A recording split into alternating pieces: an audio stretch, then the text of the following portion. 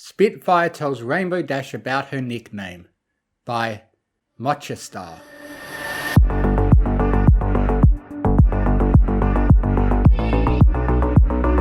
Alright team, let's head in and get some chow, Spitfire said loudly and proudly. She singled out Rainbow with her foreleg and waved her over. I have to talk with you about something. Come on, fly with me. Rainbow maintained a casual expression, hiding the screaming and internal doubts and fears that reared their head when she became anxious. Sure thing. You know, if you wanted stunt advice, you just could have asked, Rainbow said with false bravado.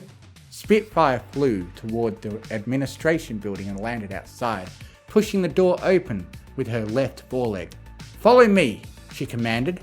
Rainbow followed her leader to her office, and when Spitfire took her seat, Rainbow did as well. I see you're really fitting in with us on the team. You know how to do the stunts, you learn to control your contrail and change it from your namesake to the standard Wonderbolt smoke trail. I think it's time you learned how I got my nickname. Rainbow sat up and paid rapt attention, eyes forward, eyes on Spitfire's muzzle, and her tail curled around herself. I'm ready, ma'am. I won't tell any pony. Per confidentiality and secret clearance, you'd better not. She leaned back in her chair and slid her glasses over her eyes, swiveled around in her chair, then looked out the window at new recruits undergoing training. It was about 100 moons ago. I was a Wonderbolt cadet back then, believe it or not, but they couldn't get my nickname because I was who I am. Always a Spitfire, ready for the next adventure or taking chances with stunts that seemed to be too risky. That is, until the day before I got my nickname, Buttfire. Rainbow snickered for a split second before her eyes met Spitfire's, who was still sitting in her chair. Sorry, ma'am. I'd been given a peacekeeping mission to the Minotaur lands. It was early in summer and we were put in charge of making a great show for the festival called Groomdar. Pretty much means a good hot year. We thought it meant for the summer and time ahead, since hey, like the Minotaurs can't handle cold very well. We did our show, shook hands and hands with a couple dozen politicians, ate a small salad with Soren while showing off our pony diet. You know, keeping the standards as they see it. It wasn't until later in the evening, when the festival started. She took her sunglasses off with her forehoos and closed them. We were off duty, so we got out of our uniforms and stuck together, but went into the city to spend time with the locals. We were given 100 coins.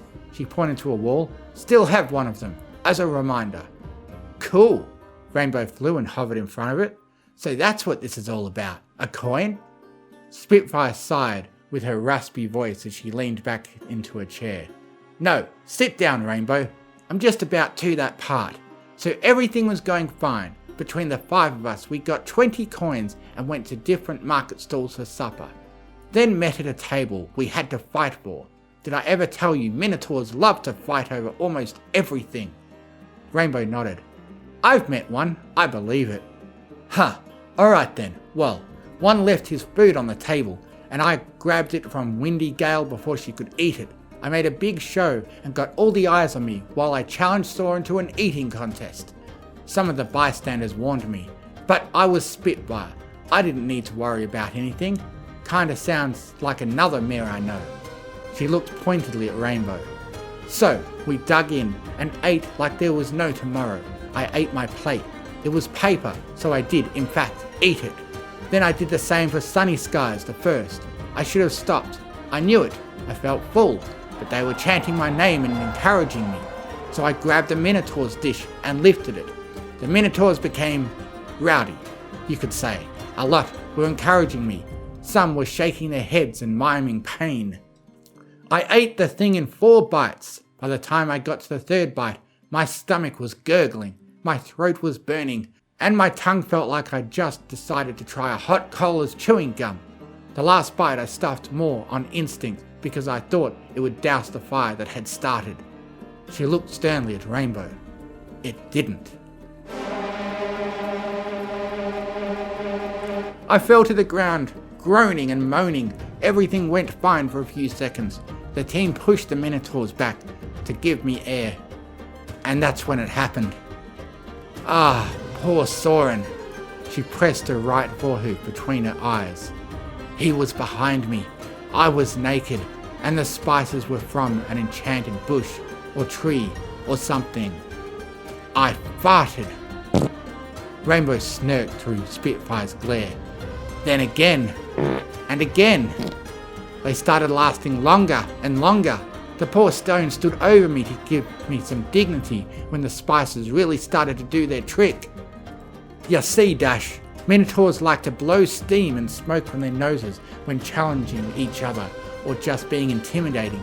They usually can divide the spice into one of their 3 stomachs and release the spice at will to give them that effect.